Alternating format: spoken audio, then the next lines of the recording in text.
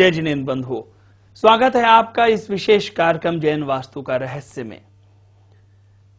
प्रत्येक मनुष्य का सपना एक सुंदर घर हो। अपना जीवन में प्रत्येक मनुष्य की अभिलाषा रहती है कि उसका एक सुंदर सा घर हो, उसका परिवार हो, उसके जीवन में खुशियां हो। और इसी चीज को करने के लिए जद्दोजहद में आदमी जुटा रहता है। कोई घर खरीदता है, कोई जमीन खरीदता है, उस पर निर्माण कार्य करता है और भवन बनाता है। और लोग कहते हैं कि भैया इसमें आप परिवार बसाओ और अपने जीवन की वृद्धि करो। सारा कुछ किया जाता है, लेकिन कभी ये देखने में आता है कि कभी हम निर्माण कार्य कराने के लिए चालू करते हैं अपने कार्य को तो उसमें विघ्न आने लगते हैं। कहीं कहीं तो हमने देखा है कि सालों साल तक कोई बिल्डिंग्स बनती हैं और फिर वो अधूरी रह जाती हैं, उनका निर्माण कार्य पूरा ही नहीं होता। तो इसी बात पर चर्चा करने के लिए आज हम आपके लिए लेकर आए हैं डॉक्टर राजेंद्र जैन जी के साथ इस कार्यक्रम को।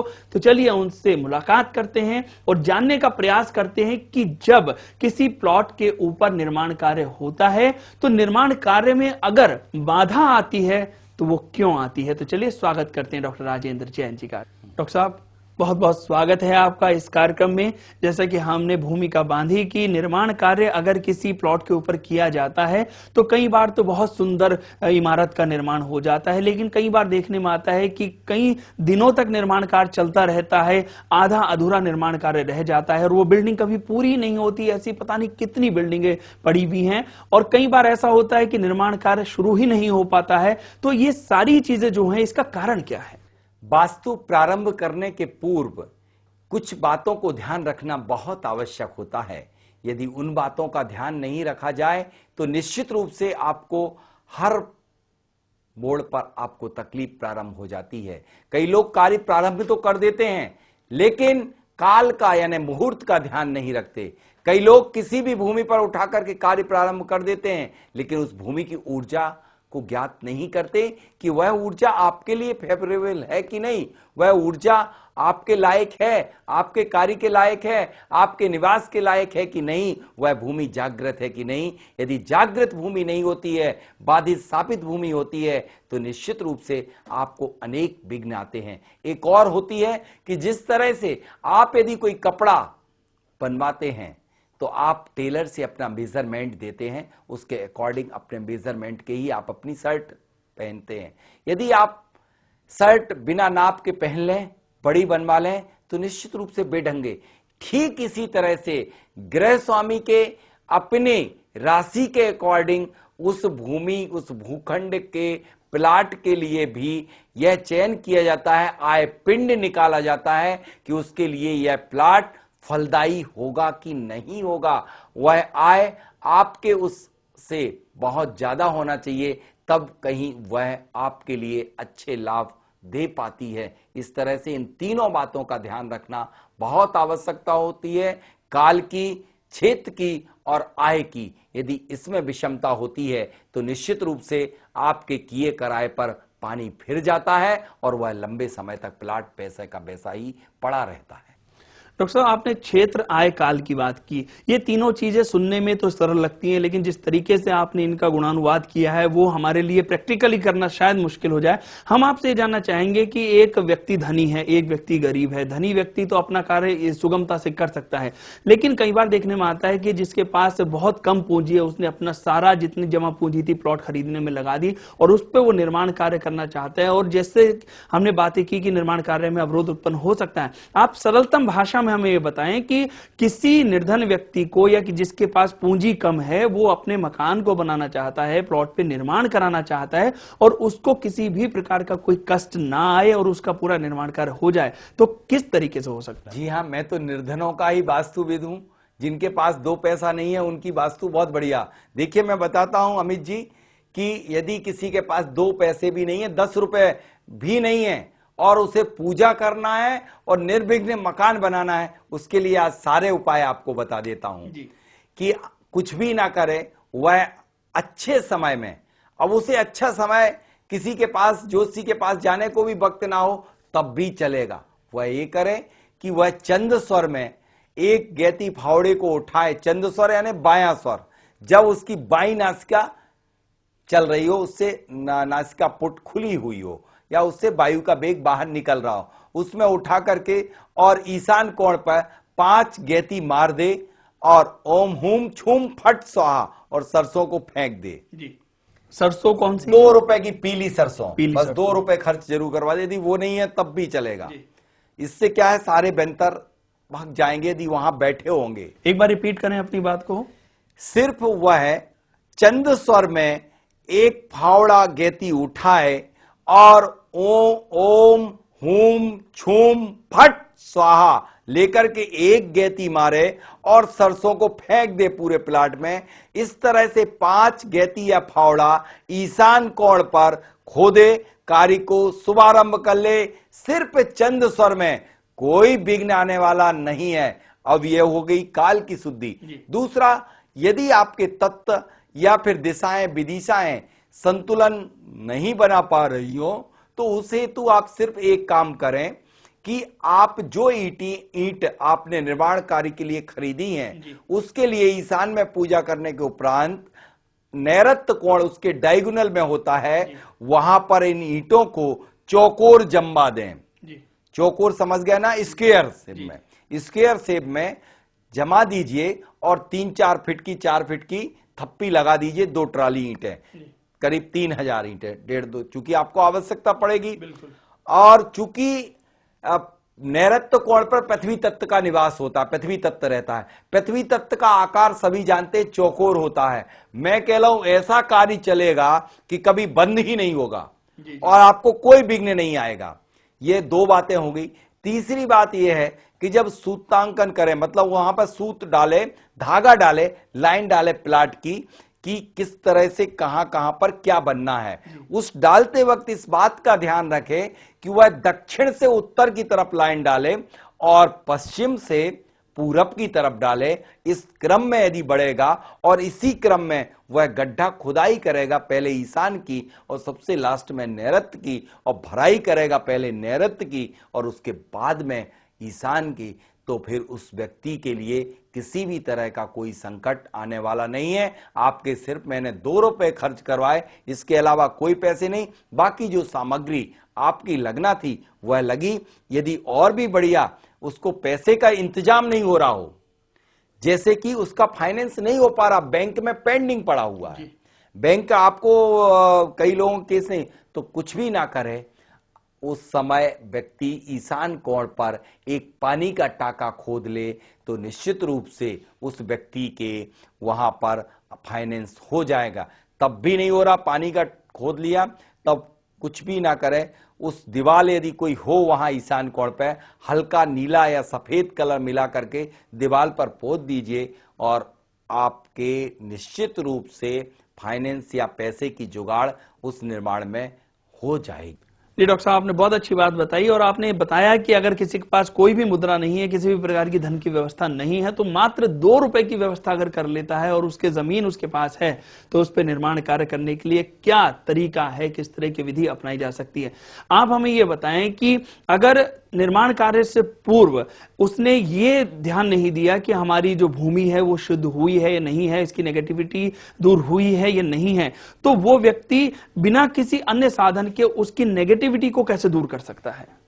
देखिए, यदि आप भूमि की नेगेटिविटी को पलायन करना चाहते हैं तो निश्चित रूप से पहले उस भूमि के 2 से 2.5 फीट मिट्टी को निकाल के अलग कर दीजिए। वैसे ही 60% आपकी मिट्टी जब गड्ढे करते हैं तो आपकी खुदाई होती ही है, 40% और एक्स्ट्रा खुदाई होगी, लेकिन उस 40% से हो सकता है कि भूमि के अंदर जो नेगेटिव एलिमेंट डिपॉजिट हैं वह रिमूव हो जाएंगे और आपका जीवन में कोई भी रोग उत्पन्न नहीं हो पाएगा। वरना यदि भूमि के अंदर किसी भी तरह की निगेटिविटी या सल्ल या हड्डी या बाल या राख या खाल या दांत या नाखून गड़े होते हैं, कई जगह सूरों के गड़े होते हैं, तो निश्चित रूप से उस घर में कैंसर जैसे असाध्य रोगों की उत्पत्ति हो जाती है। इसलिए आप उस मिट्टी को खोद के अलग कर दीजिए, फ्रेश मिट्टी डालिए और फ्रेश मिट्टी डालने के साथ साथ उस भूमि में मैं बार बार बोलता हूं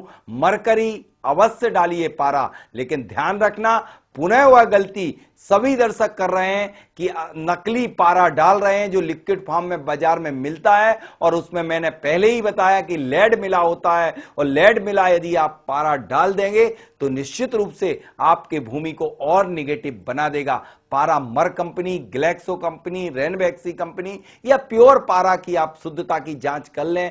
प्योर पारा ही जमीन में जैसे ही डालेंगे और वैसे ही। लेकिन कुछ लोग ऐसे हैं, जैसे अभी जी आपने कहा कि कुछ लोग निर्धन होते हैं, तो क्या वो घर नहीं बनाए? उनके लिए 5000 का पारा नहीं डाल सकते, तो आप सिर्फ 200 ग्राम कपूर, जो कि मात्र 100 रुपए में आएगा, देसी कपूर जो ट्रांसपेरेंट कपूर होता है, उसको पूरी मिट्टी खोदने के उपरांत जगह जगह पर चारों दिशाओं, चारों विदिशाओं में रख के जला दीजिए, तो वह पूरी की पूरी निगेटिविटी पलायन कर जाती है। जैसे कि पुराने जमाने में आपको याद होगा कि यदि कोई बर्तन या कोई पात्र या कोई जमीन या कोई भी जगह, कोई भी पात्र को कोई कुत्ता या कोई पक्षी या कोई अशुद्ध व्यक्ति छू या कर लेता था, सिर्फ आग में डालने के उपरांत ही शुद्ध होती थी वह चीज।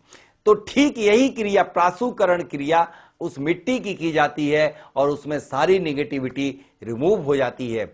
यदि आपके लिए इसके बाद मंत्रोलॉजी, यंत्रोलॉजी, जैमोलॉजी, पिरामिडोलॉजी इत्यादि क्रियाओं को करके और निगेटिविटी को आप पलायन कर सकते हैं, लेकिन जिन लोगों के पास यह सब साधन उपलब्ध नहीं है या खर्चे नहीं करना चाहते, वह सिर्फ इतना ही करें कि एक कलश को लेकर के ईशान कोण पर तांब कलश को और संपूर्ण उसको भर के और उसके ऊपर गाय के घी का एक जलता हुआ दीपक रखते हुए चंद स्वर में उसे पैक कर देंगे, तो वह आपके लिए जीवंत होगा और आपको काफी ऊर्जा प्रदान करेगा और निगेटिविटी को रिमूव कर देगा।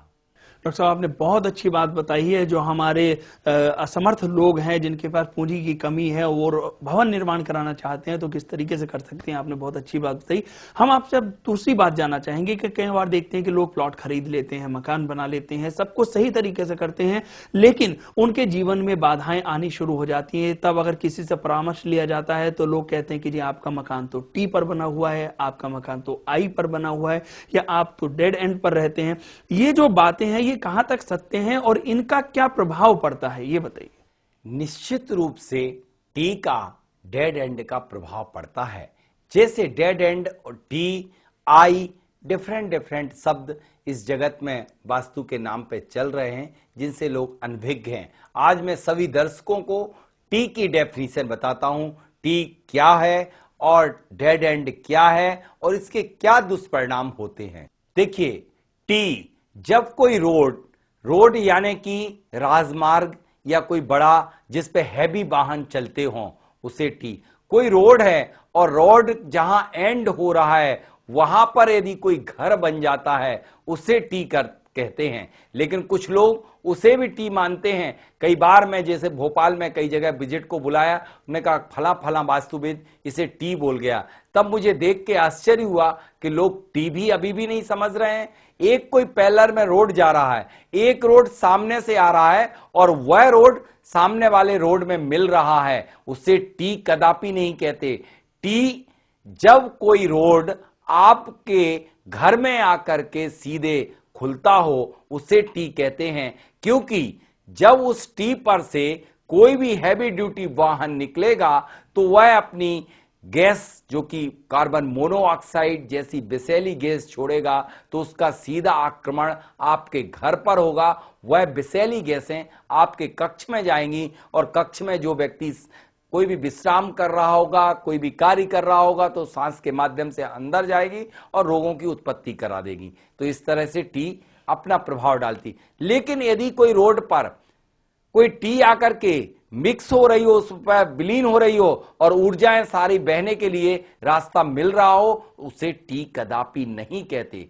दूसरी बात, उन छोटे छोटे से गली गूचों की टी, जहां पर कोई बड़े वाहन नहीं निकल पा रहे हों, जिन विदिशाओं से कॉस्मिक रेज, हानिकारक किरणें जो कि आपके शरीर पर, आपके भूखंड पर दुष्प्रभाव डालती हैं, यदि उन दिशा विदिशाओं की टी होती हैं तो बहुत बड़ा दुष्परिणाम आपको भोगना पड़ता है। जैसे कि नैऋत्य दिशा की टी, जैसे कि दक्षिण दिशा की टी, जैसे कि पश्चिम दिशा की टी, यह बहुत ज्यादा खराब होती हैं। लेकिन यदि कोई टी उत्तर, पूरब या ईशान में बन रही हो, वह टी कदापि गलत नहीं होती।